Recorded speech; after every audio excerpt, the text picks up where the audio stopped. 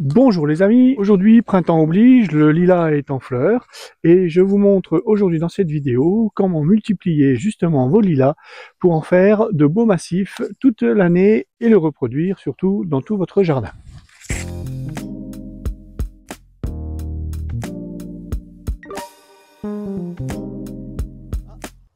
Et je vous invite à rester jusqu'à la fin de la vidéo parce que à toute fin de celle-ci, je vais vous présenter une liste de plantes, d'arbustes, d'arbres qui drageonnent et qui potentiellement pourraient devenir envahissants dans votre jardin si vous n'y faites pas attention.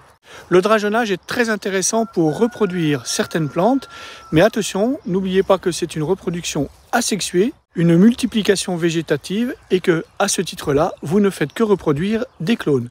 Donc avoir que des clones, deux clones, deux clones dans son jardin, en cas de pépin, en cas de maladie, vous risquez d'avoir toute votre collection attaquée et potentiellement décimée. Donc je vous invite à découvrir à la fin cette liste de plantes dragonnantes pour vous faire votre propre idée et ainsi décider de ce que vous pourrez faire ou pas dans votre jardin. Cette liste, bien entendu, est loin d'être exhaustive, ce n'est qu'une proposition de différentes plantes que je vous laisse découvrir.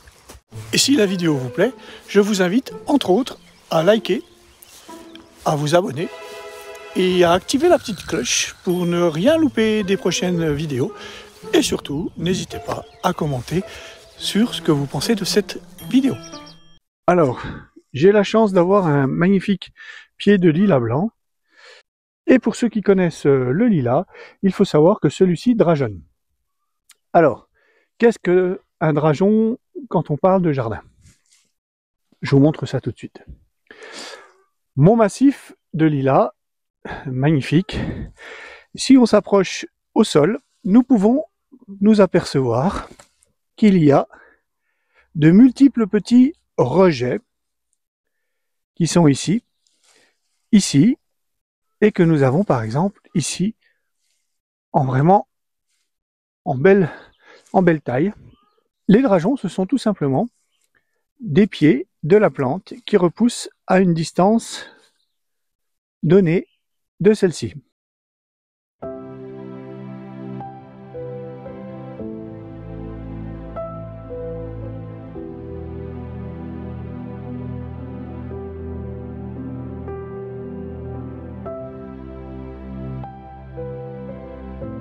Alors, une plante que nous retrouvons extrêmement fréquemment dans les jardins et qui drageonne énormément, c'est le framboisier. Voilà mes pieds de framboisier plantés l'année dernière. Et voilà, cette année, regardez un peu la distance. Grâce à ça, le framboisier se multiplie régulièrement et il y en a un peu partout, ce qui vous fait un magnifique petit bosquet de framboisier à terme. Voilà pour ce qui est des drageons. Et donc du coup, ce que je vous propose ce matin, c'est de vous montrer comment récupérer les drageons du lilas et les installer pour faire une haie dans ma future forêt-jardin. Allez, c'est parti. 1, 2 et 3. Et je vais commencer par celui-ci qui est le plus grand. Donc dans un premier temps, on va commencer par retirer tout ce qu'il y a autour pour voir où il se situe.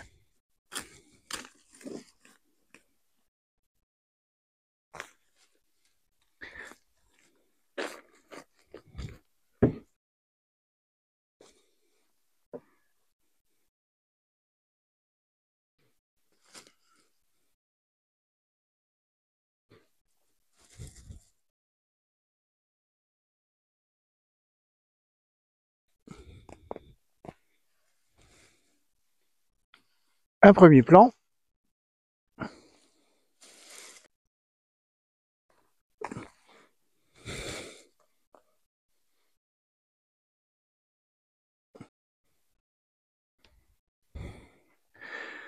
Voilà mes 3 plants de lilas. Voilà celui-ci, regardez un peu la taille. Il va jusque là-bas, un peu plus en profondeur. Je vais pas aller plus loin. Et je vais couper ici, ça sera suffisant. Je vais séparer cette tige là et les replanter. Ça me fera des départs. Et celle-ci, je vais la replanter aussi dans le jardin. Et voilà comment, en quelques minutes, récupérer et multiplier Et voilà comment en quelques minutes multiplier son lilas. Celui-ci est parfait. Hop, on va couper là. Je vais aller replanter de suite. Alors nous voilà au fond de notre jardin. Alors au fond, entre guillemets, parce que ici j'ai installé une clôture, comme vous pouvez le voir, mais mon terrain continue encore sur plus de 50 mètres par là-bas. Mais je n'en ai encore pas l'utilité pour le moment et je laisse les copains en profiter. Ici, comme vous pouvez le voir, on est en plein vent, l'ouest étant devant nous. Donc l'idée est de construire une haie rapide. Donc là j'ai planté du noisetier, du fusain, de l'aubépinier, encore du fusain, des pruniers, voilà, pour pouvoir faire monter ma haie. Et j'ai rajouté quelques arbres, et là j'ai un seringa que j'ai mis en bouture. Ben voilà, j'ai mis 2-3 petites choses supplémentaires, et donc l'idée ça va être de rajouter ici le lilas pour densifier un peu tout ça.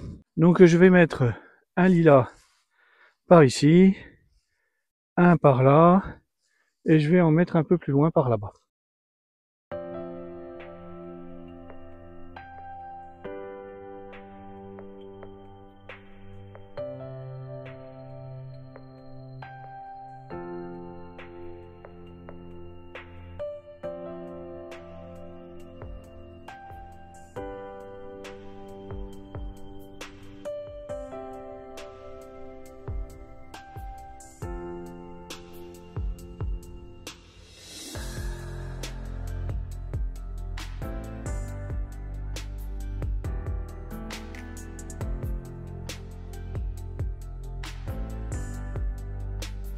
Donc voici les plants repiqués.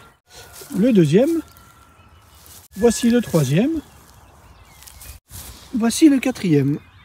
Présenté sur toute la longueur de ma haie. Voilà où ils sont positionnés.